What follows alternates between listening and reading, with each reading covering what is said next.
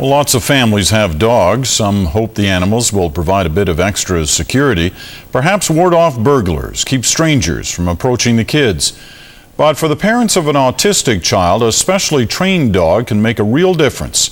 It gives the child more independence without compromising their safety, and it takes some of the burden off the parents. Here's Joan Leishman with Stephanie and Oscar. These are actually burglar-proof locks to prevent people from breaking in.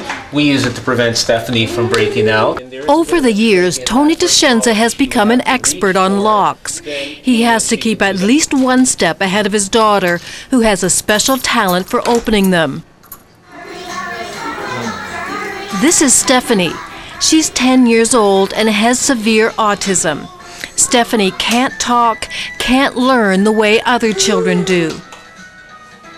And as with many autistic kids, she craves to be alone in her own mysterious world.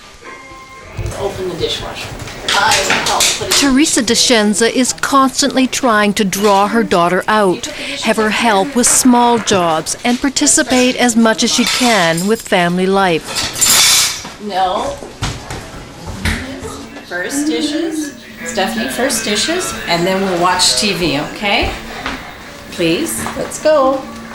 But one of Stephanie's symptoms is called bolting, running away from the things she doesn't like. Not a big deal on this occasion, but it could be. To help keep track of her, Teresa has a monitor on the kitchen counter that displays video from cameras placed throughout the house. Even that doesn't always work.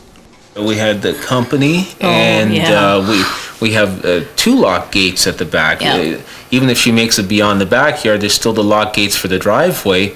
And I guess at a certain point, someone went to their car and didn't close, and we weren't aware of that fact. And fortunately, a neighbor came by and said, "I just saw Stephanie on her scooter on the next street over." With the biggest smile on her face. With the biggest smile on her face. Because she knew she had escaped. When CBC met the Discenzas more than a year ago, life with Stephanie was relentlessly challenging for her siblings and her parents. Tony and Teresa are both French teachers. The family lives in a comfortable enclave in Oakville, Ontario. Almost everything they do is dominated by their middle child. I'm not even sure if she'd be able to find her way back home from the next block. We don't want to take that chance. A lot could happen. She could bolt into traffic, and she will. If she sees something she wants across the street, be it a dandelion, going into the neighbor's pool, chasing after a ball, or whatever, she will go for it. And I'm afraid for her safety. We both are.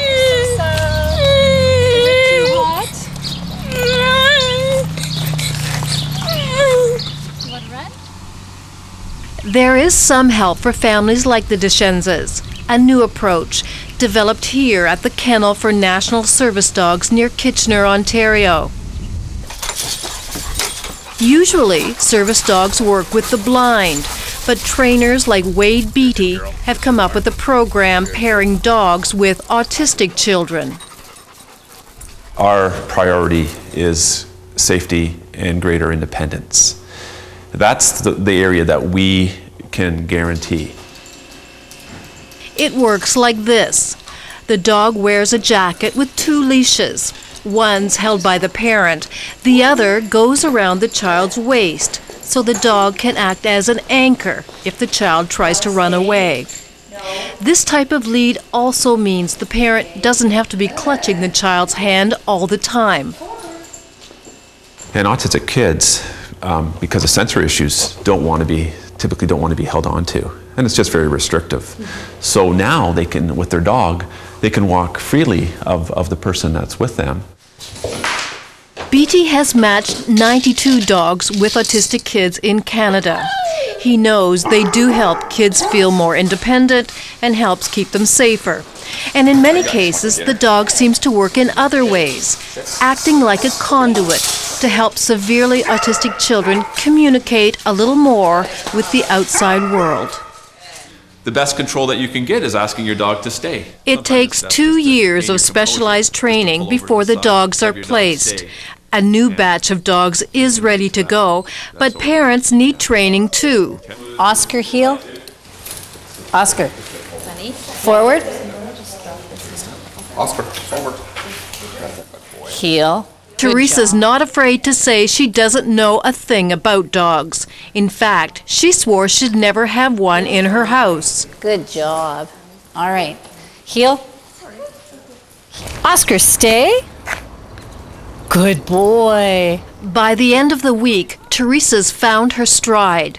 She's feeling confident, even hoping Oscar might make things a bit easier for her other children, like buffering them from the embarrassing stares they get when they're out with Stephanie.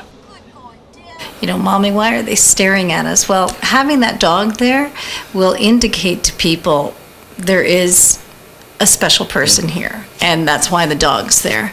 And hopefully we won't get as many stares. Who's this? Huh? Who's this? Stay, Oscar. Once at home, Oscar meets his new charge, but Stephanie shows little interest. Not surprisingly, since typically autistic kids don't like changes intruding on their day-to-day lives. This is your dog. Teresa's been warned that it could take a long time for a bond to form if one does at all, but none of that deflates her hopes. We want her, Oscar, to become Stephanie's best friend.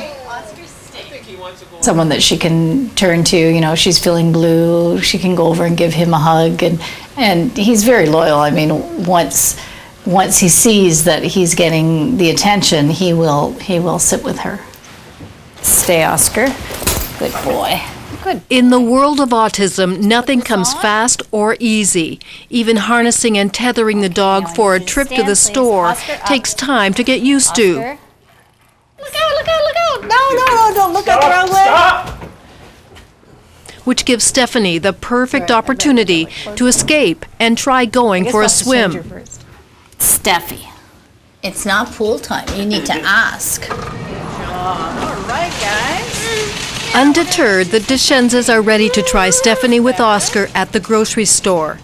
In the past, Stephanie would rarely have been taken along because of her intense cravings for sweet and spicy foods, and because she's just too hard to control.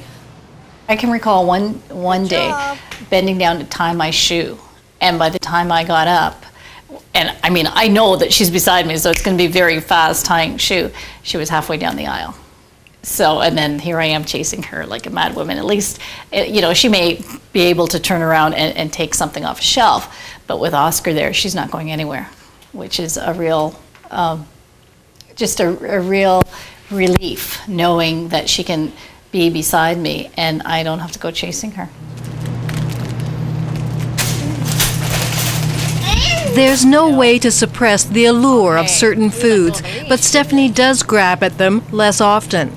However, for Tony, something more profound is developing, and that is just being able to do things all together.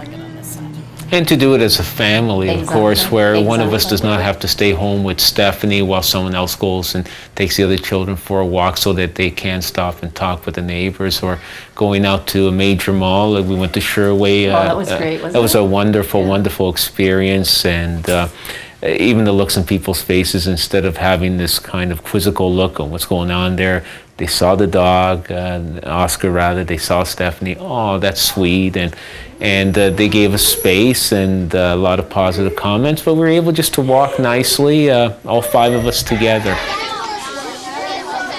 Oscar also goes to school with Stephanie. She began taking him last October, and things seem to be going more smoothly. Her teaching aide has found that she's calmer and pays closer attention. As she works on an individual program in her grade 4 class, Oscar stays tethered. As with other service dogs, the children aren't allowed to play with him. But because of the dog, Stephanie gets more positive attention and appears to be less withdrawn than before. Want your snack? Stephanie, take Oscar. Good job. At home, the evening walks are not as much of an ordeal. Oscar has been with the family a year now, and while Stephanie rarely shows any overt affection toward him, a friendship is developing. When she thinks we're not watching her, we'll see her doing things like going up and getting his face and, giving him a little squeeze. And so it's coming along. It really is. She's really bonding with him much more each day. Stephanie, look. No cars. So many seemingly small steps add up and make a difference, with Stephanie making her world a little easier to live in. We look always, don't we? For The National, I'm Joan Leishman in Oakville.